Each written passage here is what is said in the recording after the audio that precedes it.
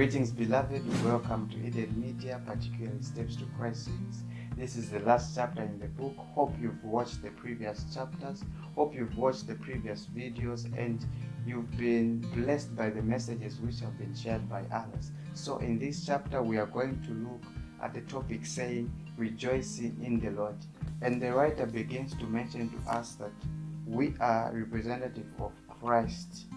As believers before God, we are to represent Christ unto others. And she quotes in the book to say, the children of God are called to be representatives of Christ, showing forth the goodness and mercy of the Lord. As Jesus has revealed to us the true character of the Father, so we are to reveal Christ to a world that does not know his tender pitying love. Jesus, dwelling in you, desires to speak to the hearts of those who are not acquainted with him. Perhaps they do not read the Bible or do not hear the voice that speaks to them in its pages. They do not see the love of God through his works. But if you are a representative of Jesus, it may be that through you they will be led to understand something of his goodness and be won to love and save him. So we are to represent God in whatsoever we do, be it in our thoughts, in our actions, and in whichever things that we associate in.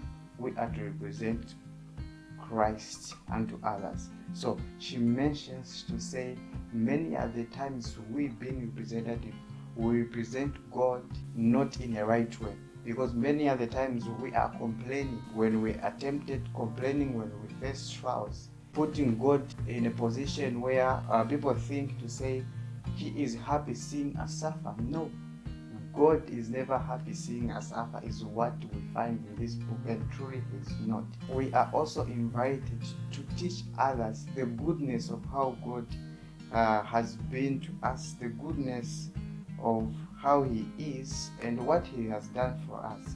If many of the times we find ourselves complaining or maybe giving out words that would discourage someone, the writer in the book Ellen White gives us this passage to say, a discouraged soul is filled with darkness, shutting out the light of God from his or her own soul and casting a shadow upon the path of others. Thank God for the bright pictures which he has presented to us. Let us group together the blessed assurance of his love, that we may look upon them continually. So we are called to be representative of Christ, that we should show the goodness in as much as we face trials and in as much as we face temptation. Let us represent God of how good he is. Many are the times we don't understand or appreciate how waking up is so much a greater thing that God does for us. If I'm to ask you today to get $1 million or maybe life tomorrow, probably you would choose life. This is a greater thing that God has given us. Let us share the goodness of God unto others. Imagine you are a parent living in a house where your children are always complaining to you, mentioning all sorts of words that are discouraging. How would you feel? It is the same thing with God. God is never happy seeing us complaining. Each and every person has an angel that represents him or her before God. So when we are much complaining, when we are much talking things that are discouraging others, sort of a report is written before us that we are making people have a different picture of God. She adds to say that the devil, Satan, takes advantage as well when we are complaining, when we face trials. He comes into our minds and he changes the way we think. He misinterprets the truth, and then we become discouraged.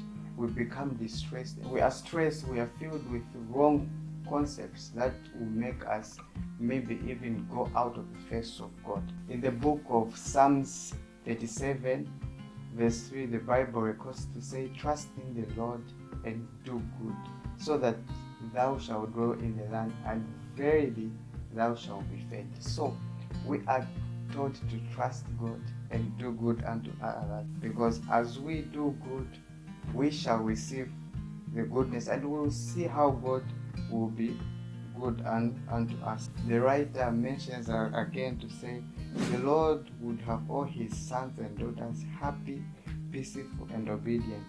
Jesus says, my peace I give unto you, not as the world giveth. Give I unto you, let not your heart be troubled, neither let it be afraid. These things I have spoken unto you, that my joy might remain in you, and that your joy might be full. If we do not have the pleasure of this life, we may still be joyful looking to the life beyond. So, let us find the joyful moments that God has for us. Let us share all those things that God has done for us. So the Bible records to say in John 17 verse 15, say, I pray not that thou shouldest take them out of the world, but that thou shouldest keep them from the evil. So this is Jesus Christ praying on our behalf, to say God should protect us. What a blessing it is to realize that there's someone up there, there's someone, Jesus Christ being exalted in the heavenly sanctuary, praying for us not to be taken out of this world rather, but to be protected from evil. He continues to say in John 16 verse 3 to say, I have told you these things that in me you may have peace. In this world you will have trouble, but take heart, I have overcome the world. If we have Jesus in our lives, if we have him, all the battles that he faced, he overcame them, and he grants us the victory that he got, the triumph that he had on this world. We have it when we declare it on our lives. So we are encouraged to be good representatives of Christ, good witnesses of the good things that the Lord has done for us. Just to conclude, we are going to read in the book where we find this text to say, the soul redeemed and cleansed from sin with all its noble powers dedicated to the service of God is of surpassing worth. There is joy in heaven in the presence of God, and the holy angels over one soul redeemed, a joy that is expressed in songs of triumph. So this passage is trying to tell us how heavenly beings rejoice when one soul has turned to God.